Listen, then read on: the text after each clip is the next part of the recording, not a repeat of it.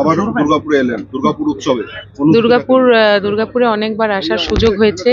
দুর্গাপুরবাসীর খুবই ভালো গান শোনেন, মানে গান শুনি ওনাদেরকে খুব মজা আছে, তো সেই জন্য যতবারই দুর্গাপুর থেকে ডাক পাই ভীষণ এক্সাইটেড থাকি তাদের সামনে পারফর্ম করার জন্য।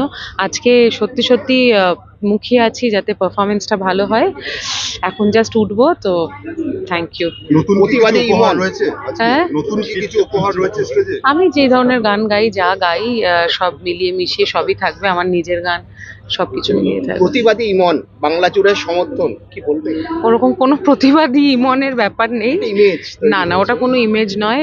পরিষ্কার কথা পরিষ্কারভাবে বললে সেটা যদি প্রতিবাদ করা হয় তাহলে তাই। অস্কার সামনে, মানে সামনে অস্কারের হাতছানি, এরকম অবস্থায় সবার শুভেচ্ছা। Thank you. নতুন প্রজন্মকে কি বার্তা দেবেন? কোন বিষয়ে? নতুন প্রজন্মকে গানের দিক থেকে যারা এগিয়ে আসছে। না, আমি একটাই বলবো যে যারা আমরা গান বাজনা করি আমরা সবাই স্টুডেন্ট গান বাজনার, তো গান বাজনাটা ভালো করে মন দিয়ে শিখি, ভালো করে গাই, এটাই চাই।